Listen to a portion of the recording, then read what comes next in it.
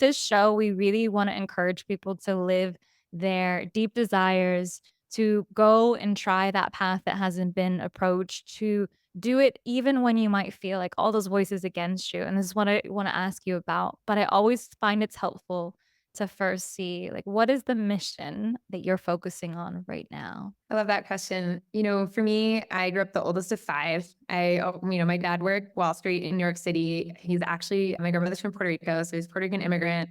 And his dad died when he was 18. So he works his way up the Wall Street ladder. And we very much had this kind of unconventional but conventional childhood where it was like, if you want something, you work for it. There's no freedom without economic freedom. A plus B equals C in terms of linear path to success. And I strive for that. Yet I'm also this music artist, yoga teacher, highly creative, intuitive. And I was trying out for American Idol and I wanted to be a rock star, but he's like the top 1% of people make it. So then I'm like starting 6 and 7 figure companies at 18 and 22. And I'm navigating all these pieces. And it led to a near death experience actually in 2015, a wakeboarding accident where I had an out of body encounter with a white figure coming out of the MRI and Six Black Shadow council conversation. And it was, Jules, you have more work to do in the world. Do you want to do it? And the time they thought my neck was broken and they thought I might have been paralyzed. And I just remember in this council moment saying yes and was zapped back to my body, felt this energy forge my neck back together and shoot down my spine. And the moment I woke up that day in 2015, it was like everything shifted. It kind of felt like the end of life being done by me and the permission for life to start coming through. And I didn't even know what that even meant at the time until a few weeks later, I'm in a neck brace and someone calls and asks if I want to be a global ambassador for the United Nations. And I'm like, this is not really the best time. I kind of almost died. And next thing I know, I'm starting the first podcast on Forbes and all this crazy stuff happened. The mission for Unconventional Life, which later was my company that got birthed from that, was per my mission to inspire people to create a life by their own design, where we get to bring all these parts of ourselves that are dynamic and that there really is this non-linear way we can relate to life. And I kind of think about it like skaters on a switchboard. It's not like you have to do everything all at the same time, 100% of the time, but the more we move from compartmentalization, in my opinion, of our gifts, our hobbies, and our talents to full-blown self-expression, the higher our vibrancy, our potency as an individual, as humans, just increases. And when I started getting that and seeing that through guests that I interview on my show, I was like, oh, okay. So if I'm 100% the most true form of myself in any given moment, constantly subject to change, then what does that make available? And that is a constant mission and focus that I would say I'm focused on. I mean, this is my jaw dropped. I think it's an amazing story because what else can make you refocus that way on that type of deep mission, but to have that kind of experience where it's like, let me evaluate what I'm doing. I'm going to come back and do it differently. And guess what? The universe is going to give you all those choices because you made the decision to come back. And I know it's been a little while since it happened, but were there certain ways you were doing life before versus after that really stick in your mind as what you shifted? And I'm sure during going through the process, it was more organic. You might not have necessarily recognized it, but looking back, is there a few things that you noticed that you thought, okay, I see why it was this way before and why it's so different now? It's a great question. I think for me, I carried this heaviness in this sadness. It's almost like an addiction to the struggle. I wouldn't have consciously identified it like that, but there was this constant not enoughness. I was a competitive athlete being in the house of five. There was just this perpetual kind of tug. And one of the craziest things for me after, it almost felt like a mouse going to find the cheese. When you're alone with yourself at night sometimes, you go to your darkness that's the familiar friend, even if you don't like it. And I would go to it and it was gone. And it went from maybe feeling like a 10-volt battery I was running on in life to this 100-volt battery. And it didn't come without the duality of it, because in that experience, it felt like being present to the most amount of love that I've ever felt. And I think a lot of us, we navigate this inherent separation and oneness. It's we're inherently oneness, but we're put in separate forms called human individual beings. And then we have to figure that out. And then there's all this crap and even being at home in our body. And I remember even after the accident, Googling like new soul and body. This is like 2015. There weren't like conversations like this or podcasts like this. I was like, am I the same person? And I also came to the conclusion I was the same person, but different. And I'm having like going to like shamans to integrate my new high voltage spirit in my body, like shaking. Like I've completely freaking lost my mind. So like there was this whole learning curve. And I don't think that you have to go through something so profound. I think life gives us our own wake up moments in new forms. But I could not be with myself. I was constantly prior, always setting a goal like a moving target. And there was never the receivership of the fulfillment of what I was doing, like the digestion of like, oh, I achieved a goal. I'm gonna go like take myself out to dinner or, fist bump or whatever. It was always this thing. And presence was a commodity that is such a simple thing, like just to be available, to feel spacious, take a breath in the moment. And that started becoming much more online for me after and just digesting life while living it. So it wasn't this constant, perpetual da da da da da da da da. Because then it's like, well, then what's the fulfillment we get from that? And so that was another big shift. This is the embodiment of what it means to live a meditative life, isn't it? Where you don't have this separation. You made such a good point about how we come from this oneness. Everything is so whole and holistic, yet we live our lives in compartments. And that's what we're told is successful, and how we have to define ourselves as one thing. And you look at what you do, and you have so many descriptions and adjectives of what you're working on. But it used to be like that, right? Like the Renaissance, it used to be like that. We didn't have to just have one thing, and we didn't have to always put ourselves in the next thing to accomplish. It was day to day. It was focusing on what's here and now. And I think that that's one of the most powerful, simple, challenging things you could say. Yeah. And I love how you describe that, the meditative life. That totally fits. You're living it. And I think for anyone listening, you can see how you don't need to have that near death experience to start living that. It's being present, like you said. It's not always chasing the next mark, which is always moving. Is there anything that you think now, a way that you live your life now, a practice that you have now that solidifies that, that really keeps reminding you? Because, we're humans and we do tend to go revert back a little bit. What keeps you going forward with this kind of mindset? Hell yes or no kind of concept. And I think there's a lot of duality in between. But, when I noticed that like these indicators of alignment. So one, thing that I did for myself, Unconventional Life started as a podcast, and then I grew it into doing these live experiences and bucket list locations for entrepreneurs all over the world. And, I remember being in South Africa. This is 2 years into doing these events. And I'm in this like beautiful villa that I've been fantasizing about for like 2 months. And I just run this event for 50 people. We took over a private safari reserve. Like by all means, I should have been like 10 out of 10. And it's the moment you've been fantasizing. Like I looked at my Airbnb, I'm finally there. There's Cape Town, South Africa. It's my decompression. And inside, even though my external was so beautiful, internally, I just felt so like restless. And it felt like something was like not quite hitting and like sad. And this was 2018. This is after the accident. I started to actually look at my life and I was like, okay, if I could rank everything in my life on a 1 to 10 basis, everything from how I get up in the morning to look at my phone, what's that on a 1 to 10? Put that at a 2, to emails, to meditation, to working out, to going on a walk, to, how I'm spending my time, things I like, CrossFit, music, yoga, all of it. And so like, you can do this as a practice. I put all of it on a piece of paper, 2 pieces of paper, gave myself 10 minutes. I'm like, going to put whatever I can on 10 minutes. And then I went through on a 1 to 10 and actually ranked, didn't give much thought to it. 10 being max excitement and fulfillment and 1 being like, stop right now. And what I noticed is that the things at that point in my life that gave me the most joy, which were music and CrossFit, I was doing 5% of my time. And everything else were like the things that I thought I should do. You're like, I should go to this business networking. Maybe I should listen to this podcast. Maybe I should do this thing. And these should yeses were like 4s and 5s. And what I started to realize is when I stopped allowing myself to give my time to 4s and 5s, expecting somehow my life would just transform into a 10, like Einstein's definition of insanity, doing the same thing over, expecting a different result, interrupt these 4s and 5s and hold out. And that didn't mean that I had the luxury of only doing music and CrossFit for the rest of my life.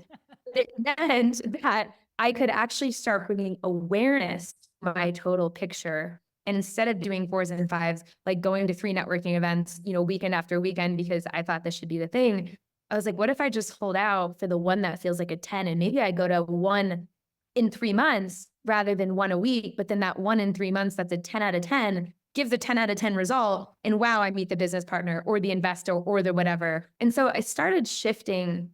And there's a practice you can do is when you start locating these hallmarks of flow and alignment, you start moving from linear reality to what I call the nonlinear. And this is kind of what I call the field of miracles, where, oftentimes we live our life in what is predictable, what we know, we'll wake up, we'll go to work, we'll do what we'll do.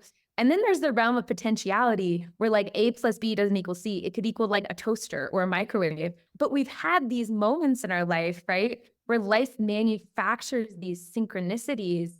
And when we put our attention on them and are prepared for them, and I believe that's keeping our awareness of where we give our energy and our time in that 1 to 10 kind of experiment, then our relationship to life shifts and our life goes from maybe sometimes feeling dull and like it doesn't matter, we don't matter, because I definitely feel those ways a lot of times sometimes, to like, how can I manufacture and be the source of miracles? And I think a lot of that is keeping yourself in those hallmarks of flow. And sometimes, you don't have to do anything with the data if you're not ready, but bringing the awareness allows your attention to start working for you.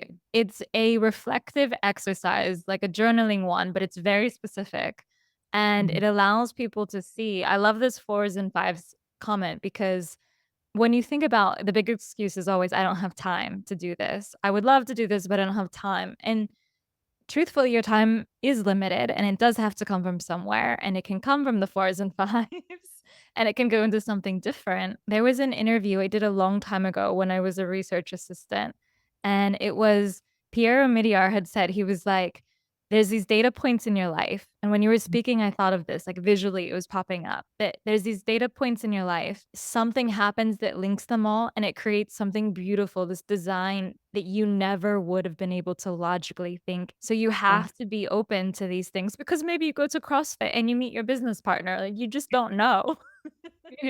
Tell us a little bit more. You recently talked about something that we all do. You were saying how we have this silent yes, these slow leakages in our life. I imagine you saw the TED Talk, which I unfortunately got to do in Bulgaria, which was amazing. And the silent yes, how we surrender our power daily was the name of the talk. If anyone wants to Google it, Jules Schroeder, check it out. It was awesome. But the premise behind it was oftentimes we think that in order to shift the quality of our life, the experience of our life, what we have or want in our life, we oftentimes we think it's like big shifts. Or if we look at why we don't have the things we have, it's oftentimes like bigger reasons. We're like, I didn't have the circumstance. That person was given it on a silver spoon or a golden platter. Or like my parents were this way, or the economy is that way, or my job is this way, my boss is this way, my coworker, my X, my Y, my Z. And not that any of those things are invalid or not true, but I find when we give our power to them, that it's actually those slow things that when we compound them in our life, it is like this leaky bucket where our baseline of maybe 100%, everything is possible. You think about yourself as like a child and you're like, I could do it all. And then like you get into grade school and you raise your hand and you like have the wrong answer and everyone laughs at you and you're like, I can do nothing anymore. Or vice versa. I'm going to like be the class clown. Is like our world goes from this massive potential, and then slowly we make these micro compromises. And then before you know it, your baseline, instead of maybe operating at 100%, maybe operating at an 80 or 70 or 50% or 40%. And I found that in order to actually make shifts, it's not about doing big things like January 1st, I'm going to start my New Year's resolution. It's not these dramatic swings. And I used to live my life in this like high, low polarity. And then I was either on or off. Money flowed or it didn't. And if any of you wanted to break up with the polarity of the swing energy, because I really had to do that, I was like, how do I kind of hold the tension? People are like, oh, I want to walk a little bit more, or like, I could never run a marathon. It's like so crazy that like, if you literally walk like around your block every single day for a year, you would have run like 20 something marathons over the course of a year. Like it's crazy. Or if you're like, I can't read, but if you read 30 pages a day for a year, you would have literally read like over 50 books. The first thing that I offered in that talk was looking at where you give our yes in your life, but particularly where you give your no. And this is hard for me as like the oldest of five and someone who's got a lot of interests and talents. And I'm like this Taurus sun with a Sagittarius moon, and I'm like down for adventure, but I must have like practice, stability, consistency, but it's like I easily can get enrolled in things. But so before I know it, my yes power, as we just talked about, goes to things that really aren't these tens and they are more these fours and these fives. And I find the only way to get to 10 isn't to hope 10 happens, it's to train to 10. And then in order to do that, you also have to unsubscribe. And this was a big one for me, unsubscribing from things like that don't actually serve them on a regular basis. So if it's like gossip night with the girlfriends on wine on how all men suck and are cheats and you're calling the love of your life, what you're consuming, even though it might feel good, is actually not supporting that environment. Or vice versa, you're always chatting with your family on how the economy sucks and you're trying to start a business, then your outlook is always that. And so unsubscribing from those things, and then you start to notice where momentum goes. Focus on what is working. Wow, I've got 1,000 people on my email list and they open my emails at 70% open rate. Like, that's freaking cool. Oh my God, a person wrote me and said this episode, even there's like 5 people listening, changed her life. And now she's doing dramatic stuff in the world. Like, that's cool. And so when we put our attention on what is working, it compounds. And then the irony is when you keep your attention on what's compounding, slowly you look back and you're like, whoa, I ran 26 marathons by walking this year. Whoa, look at all those books. Who read those books? I don't remember reading those books, rather than the other way where it can feel so big. And so that's another big thing that I've seen make some big shifts. And anyone that's, watching this and listening to this, give it a go and do it in your own way and follow the yes and subscribe that doesn't serve, and, follow the momentum on what does.